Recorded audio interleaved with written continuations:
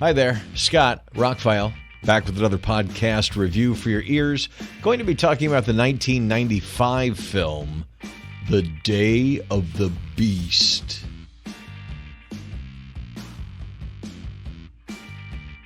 This is one of those movies that was whispered about for years, written about for years. I never had a chance to watch it. Did you ever have movies like that when you were a kid? When I was growing up, everybody talked about The Exorcist that way. And this was before like VHS and DVDs were in video stores. You had to wait for things to come on TV. And people were passing out in the movie theater and stuff. Kind of what they're saying about Terrorizer 2 these days, which I'm sure is completely staged. But that was, all the hype was that a movie could make you that violently ill. And then it was the Evil Dead, the first Evil Dead movie. People talked about that one till it got on the midnight movie circuit and became popular and all that. But when it first came out, that was one of those movies that, oh man, don't take your girlfriend to see it. Your parents don't want you to see that movie. Oh my goodness. And so I guess this was one of those back in 1995. It went on to win, it was nominated for 14 different Goya Awards, which is the Academy Awards in Spain. It won 6 of them, including Best Director. He went on to do a whole bunch of things. It'd be a long time before he would go on to make another horror movie. His name is Alex de la Iglesia, and I'm probably butchering the names. I have no idea. The movie is a 1995 Spanish-Italian production. It was made for just under $1 million. It went on to gross about $4.5 million, won a whole bunch of awards, and influenced a whole plethora of filmmakers, including Guillermo del Toro, who's on the back of it, saying it's one of the best movies ever. So it was one of those things that, it's the story of a priest, by the way, who knows when the Antichrist is coming, or he thinks he does, and he's going to sin as much as possible to bring the devil to him so he can find out where the Antichrist is going to be and he can stop the apocalypse. That's literally what the movie is about. That's set up in the opening scene. So it's a black comedy, and very much so. I would say it's more of a black comedy with some horror elements than it's a horror movie with black comedy elements. And I'm not going to get into heavy spoilers, but the opening scene, we meet our priest, our main character. He's a very famous actor. He's no longer with us, but he did an interview on the Blu-ray that came in this set. By the way, I'll be talking about the 4K. This is the Severin Films 4K release of The Day of the Beast. And in the opening scene, he comes to his superior at the church and says that he's deciphered the code. He knows that the Antichrist, when it will be born, he's got to find out how, and this is how he plans to do it. And the priest says, yes, I will help you. Yes, this is terrible, but we have to do something. And so they go to help, and our hero drops his papers, and he bends over to pick them up, and the giant cross in the church falls over and kills his superior. To tell you the kind of black humor that this movie is chock full of from beginning to end. It's about 104 minutes, and it was actually quite fun to watch. I expected a lot worse out of it. The worst thing is, early in the movie, a character's mother slaughters a rabbit, and it's kind of done for real, and I didn't really like that, but I knew it was coming. I had read a review. Other than that, there's some practical effects, and it turns out this was the first Spanish movie to have digital effects back in 1995. Rudimentary as they are, they had digital effects in this. Pretty cool. So like I said, the story is of a priest who has this mission to sin as much as possible. It's very funny as he goes about sinning because he starts with little things. He steals a dead man's wallet. He tells him he sends it right before the guy dies. He says, I hope you rot in hell. He does all the little things that, that are just evil little things during the day, tripping people or not reporting things, watching bad things happen, just little.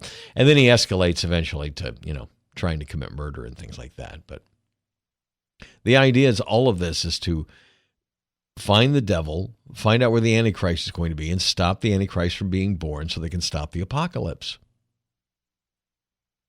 He believes it. The actor plays it incredibly well. He's almost a bumbling idiot, but not quite. He really believes this. I mean, the character really believes this. So the funny things that happen aren't really funny to him. They're horrific, but they're kind of funny to us, if you get my meaning, in the black humor kind of thing. Like I said, I don't want to get into spoilers about the film. But it certainly wasn't what I expected. I mean, I had read that it was a black comedy, but it very much is very humorous. And one of the reviews I read before I picked up the movie was that it was hard to think of it as an evil film because it has a lot of genuine heart in it. Even though it deals with Satanists and heavy metal and contacting the devil and stopping the Antichrist, and it does actually have some heart. There's some genuine friendships that are formed in this movie. And as they try and help each other achieve this goal for their own reasons, it's sweet, honestly. Never really seen a movie like this. Now, there's some definitely, if you are offended, especially by religious things, maybe not taken very seriously or turned upside down, you will probably be offended by this movie. But there's not a lot of that. I mean, just kind of the whole idea of the whole thing, a priest is going to sin as much as he can to find the devil, you know. And a priest getting killed by a giant cross in the opening scene, if that didn't tell you anything. I will get into a little spoilers at the end of the review because there's something I want to talk about. It's just kind of cool, but you don't need to know if you're going to watch the movie. And like I said, if you have watched recent horror movies and weren't offended by them, you probably wouldn't be offended by this one. It's tame by today's standards, except for a few things that are just blatantly calling out the church or blatantly calling out the devil or whatever.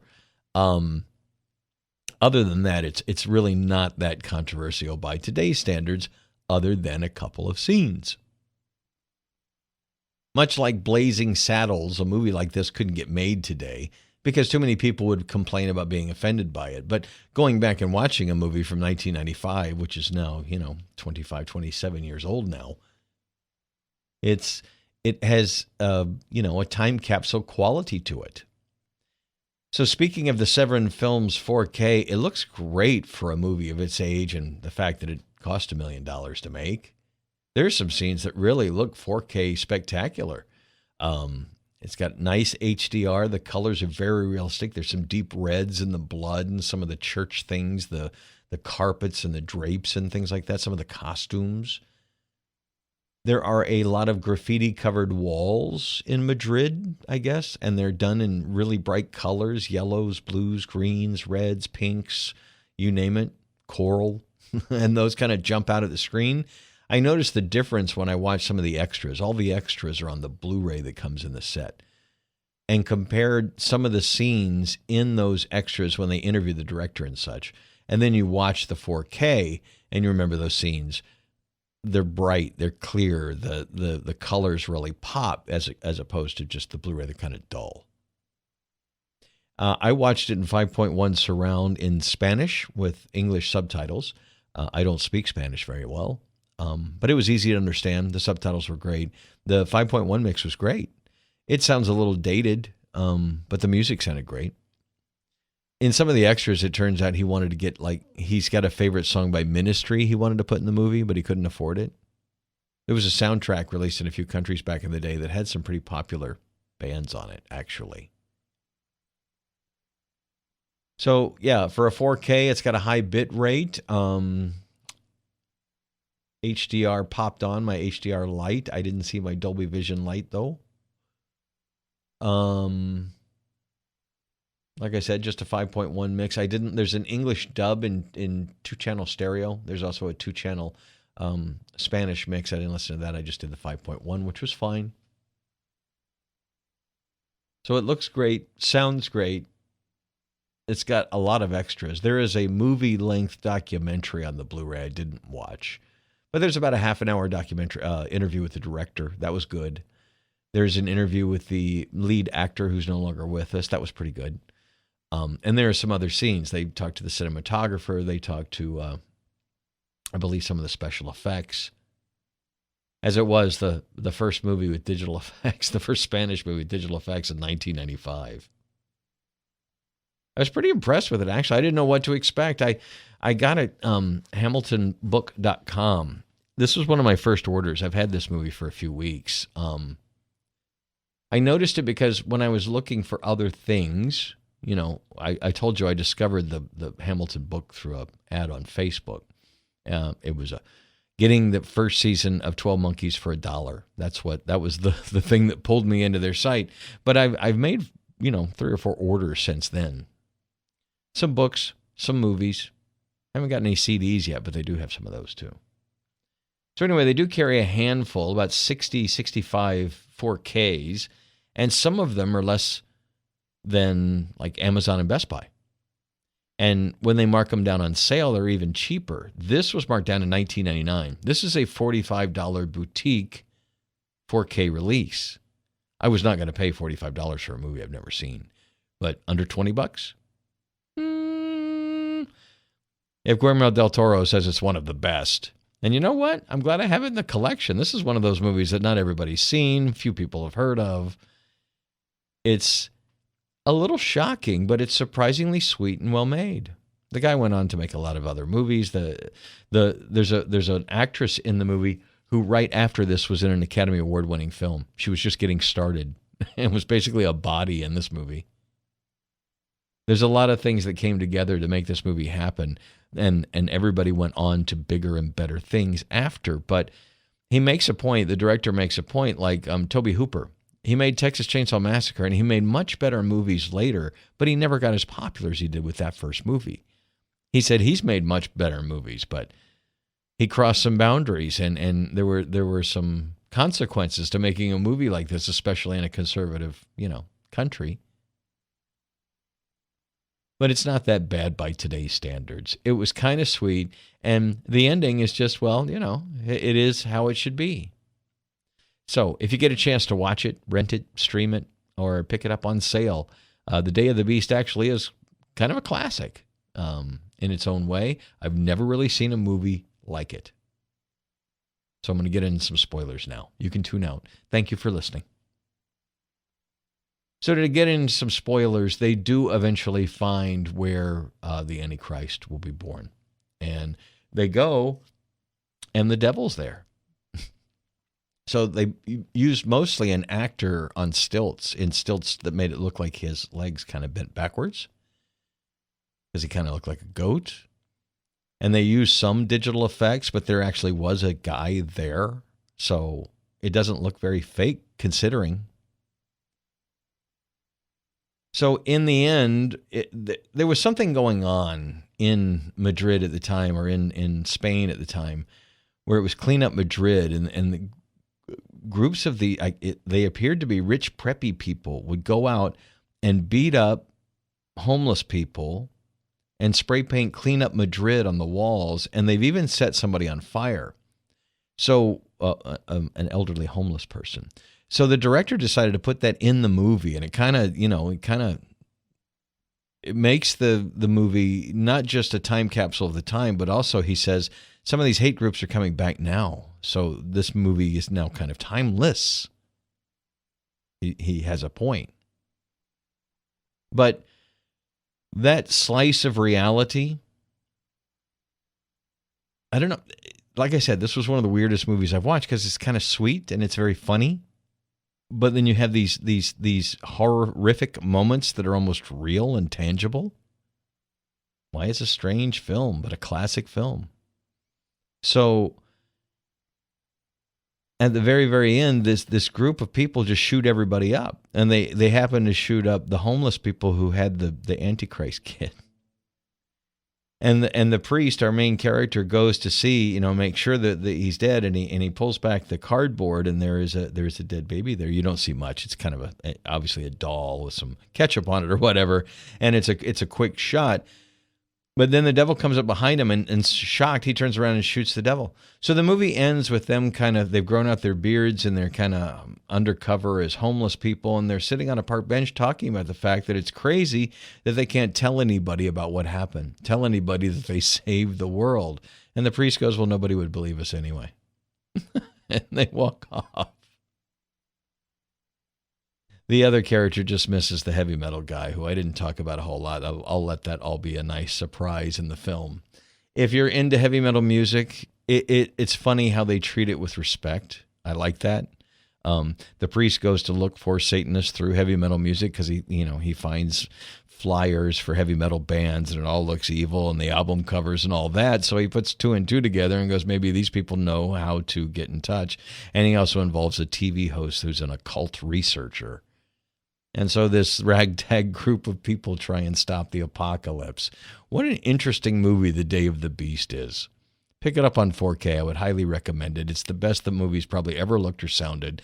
I can't wait to watch the feature-length documentary on the making of it. Now, the more I talk about it, it's like, I literally just finished the movie and sat down to do the podcast. But as I'm sitting here talking about it, it's like, you know what? I'm going to watch that movie again. When you watch a movie like this, especially something that's been built up so much, you're expecting the other shoe to drop at any moment. You're expecting something horrific to happen. And then the movie ends and you're like, oh, it wasn't that bad. But then you want to go back and watch it again because you want to watch it not having to expect things, not having to look at every what's coming around the corner moment and just enjoy it for the movie it is. Now that you kind of know what kind of movie it is, I think I'll get more out of it the second time. It is a black comedy with heart, with very satanic and disturbing imagery in it. It's perfect for Halloween, I guess. I can see this would be a cult film in a country, in a Spanish-speaking country. Probably didn't, why it never got here because, I don't know, maybe there wasn't a good dub of it. Foreign movies don't do well over here. I'm surprised I missed this for so long. Probably because it was hard to get a good copy. But Severin Films, they've released several of these kind of movies, a lot of which I've never seen. So as I can find them cheaply, I'll pick them up and do reviews of them. These are kind of cult classics to a certain extent, but this was a surprisingly well-made film from Alex de la Iglesia. The Day of the Beast, 1995. Spanish-Italian production. I read it was 80%, 20%. I don't know how that works with foreign countries, but in the making of, they said they had to have an Italian actor in as one of the main actors, and it was the TV host, to get the funding. I thought that was strange. Anyway, Day of the Beast is now available. It's been out on 4K and Blu-ray for the last few years. It's still available now. Catch it before it goes out of print. It's definitely not your average black comedy horror film. I'm Scott Hamilton on ROCKFILE. Thanks for taking time out of your day to listen to this review. My links are below. Have a spectacular day.